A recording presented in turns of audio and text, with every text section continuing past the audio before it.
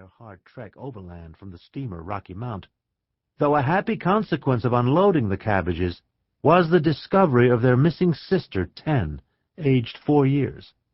Little Ten had evidently been living happily amid the cabbages for some weeks, missed by no one. Some victuals, of course, had to be left with stout Captain Aitken, who had stayed behind to defend his ice-bound vessel during the chill months ahead.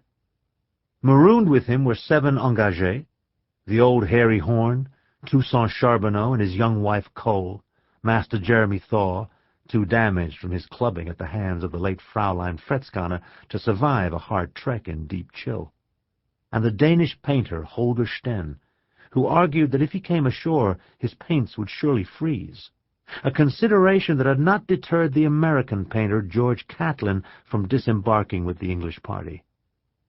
Throughout the lengthy packing and departing, the Harry Horn, half naked, had annoyed them all by repeatedly singing his death song, though everyone had long since stopped expecting the old chieftain to die. "Tell us, Pump, why is Mr. Glass so very angry with Jim Bridger and the broken hand?" the ever-curious Mary piped. Pump was about to attempt an answer, but Tasman, out of patience with her inquisitive sister, picked up her fork and warned him off. "We're eating, Mary, no interrogations," Tasman said. "It's hardly to be considered surprising when mountain men fight. I can think of one I wouldn't mind fighting with myself, if only he'd show himself." She meant her husband, Jim Snow, known to some as the Sin Killer, who refused absolutely to take his meals at the trading post or to sleep under its roof either. A life spent almost entirely outdoors on the raw western frontier had unfitted Jim Snow for life of an indoor or civilized sort. Walls and roofs made him feel so close that he got headaches. He quite refused, despite Tasman's pregnancy, to contemplate an indoor life, a fact that Tasman found decidedly vexing. Jim cooked his meals at their modest camp overlooking the Yellowstone River, more than a mile away from Pierre Boisdeff's well-chinked log trading post. Though Tasman would have preferred to dine with her husband, she was not about to forego Cook's excellent victuals when she could get them. Nonetheless, the fact that her husband refused even to consider coming up the snowy slope to dine with her put Tasman in a testy mood, a fact of which everyone in the post was by then well aware. At the far end of the great table, the other members of the party, George Catlin, Lord Berrybender, Bobbity, Buffum, Father Jeffrin, Signor Yanez, Signor Claricia, Venetia Kennett, and their nominal host, the tall Scotsman William Drummond Stewart, watched the ongoing struggle of mountain men against mountain man with varying degrees of interest. Lord Berrybender, sitting just across the table from Drum Stewart, as the tall sportsman preferred to be called, took only a momentary interest in the fight, though he did take care to keep his one leg and his good hand under the table in case knives were drawn. Lord B had lately become wary of knives. Fortunately, the struggle seemed to be moderating, with no one having recourse to edged weapons as yet. The several trappers now sitting on Hugh Glass were talking to him soothingly, as if to reassure him of their friendship. Even Pierre Boisdeff had managed to rise above the loss of his crockery. He, too, spoke to the fallen warrior in mild tones. "Glad there's no slicing tonight," Lord B remarked pleasantly. "Every time there's slicing, I seem to lose an appendage. How many is it now, Vicky?" 1 leg, 7 toes, 3 fingers, Venetia Kennett reported without enthusiasm. Venetia had not adjusted well to her young pregnancy. The trip across the frozen wastes had been for her a horror. Her cheeks were hollow, her eyes dark-rimmed, her smile now only the mockery of a smile.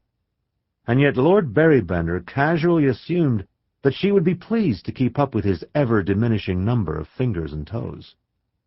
"Hear that, Stuart?" his lordship asked. "I find myself rather whittled down, although fortunately there's been no threat to the principal, perhaps I should say the indispensable, appendage." "Which would that be, Papa?" Tasman inquired. In her testy mood, she saw no reason to spare her table-mates whatever grossness her father chose to come forth with. "Why, the organ of generation. You know what I mean, Tasman," Lord Berrybender insisted. My favorite appendage by a long shot, I can tell you that. I hardly see why you should be so proud of a mere prick, Tasman told him coolly. All it's got you is a collection of violent brats and bitches. I'm sure you know how our sainted mother used to refer to it, within the confines of the nursery, of course. No. Why would my dear Constance call it anything? Lord B. inquired, growing rather red in the face.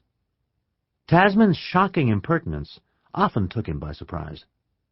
Papa's big nasty, that's what she called it, Mary yelled, before her sister Buffum could drive her off with a few sharp slaps. Thank you, Mary. You're precise for once, Tasman said. I don't thank her, Buffum said. How painful to hear obscenity out of the mouth of a child, here on the Yellowstone in the year of our Lord 1833, she intoned. My daughter Tasman has a tongue like an asp, Lord B. observed under his breath to Drum Stewart. Don't argue with her, Stewart. Just slap her if she annoys. Drum Stewart made no reply. He was happy at such time to take refuge in Scott's taciturnity. Though he was soon to be the 7th Baronet of Merthley, the vast family seat in Perthshire, Drum walked with the trappers, slept with the trappers, waded in icy streams with the trappers, ate what the trappers ate, and starved when the trappers starved. He did nothing to set himself apart from the hardy group of mountain men, Bridger, Carson, Fitzpatrick, Bonville, Walker, and the Sublets, with whom he had travelled north. Most of them were now sitting on Hugh Glass, trying to persuade him to let bygones be bygones, where Jim Bridger and the broken hand were concerned. His own understanding was that Hugh Glass, oldest and by some accounts wildest of the mountain trappers, had been killed by an enraged mother grizzly some years before while trapping with Major Henry's men. Clearly this was a misjudgment, since the man was alive and kicking, literally kicking, whenever he could get a leg free. Neither Bridger nor Fitzpatrick was any longer engaged in the struggle.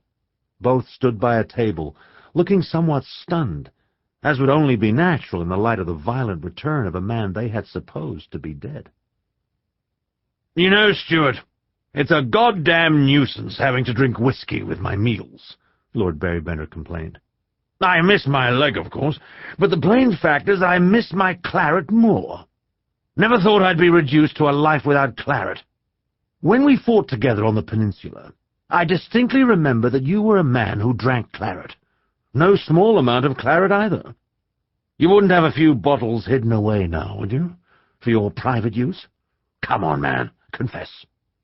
Oh, do shut up about that claret, Papa, Tasman said sharply. It's gone and good riddance. You've drunk more than enough claret for one lifetime. In any case, overconsumption explains why you're such a gouty old brute. Didn't ask you. Asked Drum Stewart, Lord Barrybender insisted. A man who's fond of claret doesn't change. I expect you've got a few bottles secreted away here somewhere. Now, haven't you, Drum? I walked here, Albany, Drum said bluntly. We had a few ponies, but we needed them to bring out the pelts. Can't clatter around with a lot of bottles in a country like this. Drum Stewart did warm to the way Lady Tasman's colour rose when she heaped abuse on old Albany Barrybender, and he was hardly the only man in the post who liked to hear her heap it.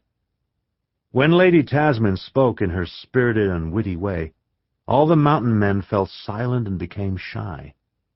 The purity of her diction, the flash of her wit, the bite of her scorn all fell so naturally from her lips that no one would have dared interrupt, particularly since her fulminations were often accompanied by a heaving of her young bosom.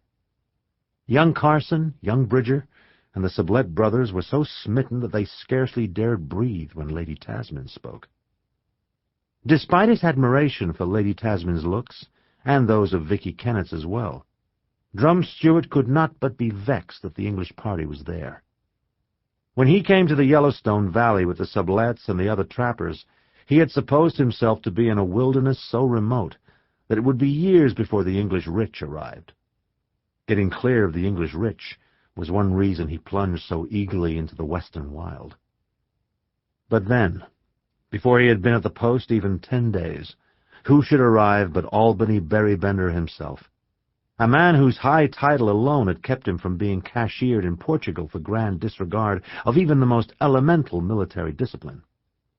No sooner had he settled in at the trading post than here the Berry Benders came, with Lady Tasman herself driving a wagon full of servants and attendants.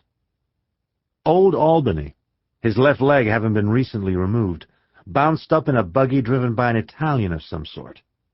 To Drum Stewart's dismay, a little England was immediately established at Pierre Boisdeff's trading post, where, to the astonishment of the mountain men, a callow American named Catlin set up his easel and began to paint the various Indians who wandered in to trade. Lordly Piegans, squat Minnetarese, wild Assiniboines from the Northland, all virtually jostling for positions in line in order to allow the American to render their likenesses.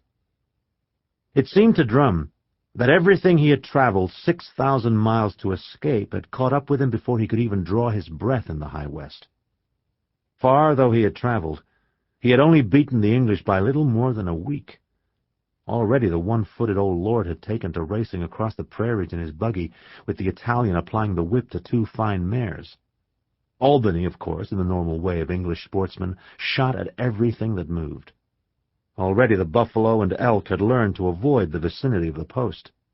The pot hunters had to forage farther afield every day in order to find game. That Lady Tasman had already managed to locate and marry a frontiersman, judged to be wild and untamable even by the loose standards that prevailed among mountain trappers, did not greatly surprise the worldly Scot. English ladies could always be counted on to seek out wild meat. There was little left in the East that could qualify when it came to wildness. He had to admit that he did still admire the white throats and long legs of the English women, two of whom, graceful as swans, sat at that very table: the voluble Lady Tasman and the sombre cellist, Venetia Kennett. In Drum Stewart's view, there was no escaping a certain moral equation. With beauty came difficulty, and with great beauty came great difficulty. Thus he looked aside from Lady Tasman and let his gaze linger now and then on the admirably long-legged cellist. She was said to be with child, but hardly showed it yet. Lady Tasman would keep talking, whereas the silent cellist spoke only when required to. Drum Stewart was, after all, a Scot of the Scots, taciturn by nature. 10 minutes of Albany Berry Bender's selfish ramblings made him want to cut the old brute's throat. "Are you fond of cabbage, Miss Kennett?" Drum asked politely. Not the least of the woman's attractions was a soft, full lower lip. On the long trek north from Kansas, Drum had largely held aloof from native women, put off by their short stature and the grease with which they liked to anoint themselves. To a man not naturally celibate, Vicky Kennett's full lower lip suggested the possibility of quickening passions and tangled bedclothes. "She better like it. It's the only vegetable we're likely to have through this long winter," Tasman said. She was quite aware of how frequently the tall Scot's gaze sought out Vicky. "It'll do, sir, when there's naught else," Vicky said, allowing just for a moment her full lips to curve in a smile. "Well, if there's no claret, we'll have to make do with brandy, I suppose, Drum," Lord Berry Bender said. A wife wanted. Simply a wife wanted. Pomp Charbonneau had formed the pleasant habit of walking Tasman back to her camp at night, a courtesy Tasman found both reassuring and yet obscurely irritating. "Pomp, you needn't— Pomp, it's quite unnecessary. Pomp, don't bother," she protested, though never with much force. Not once did she strictly forbid this polished, friendly, very polite young man to take this trouble on her behalf. Tasman liked Pomp very much, and yet why was it Pomp, rather than her husband, Jim Snow, who felt she needed protection on the easy walk from the trading post to the modest camp by the Yellowstone? Why, besides that, were she and Jim in the coldest months of a northern winter living in a tent on a riverbank? Because Jim found indoor lodgings close? "You've now bewitched our good Pomp, Tasman," Buffum said, once the elk and cabbage had been consumed. Pomp himself had hurried over to join the conclave of mountain men around Jim Bridger, Tom Fitzpatrick, and Hugh Glass. To keep listening to this audiobook, I've left you a link in the description so you can do it, at no cost thanks to Audible's 30-day free trial.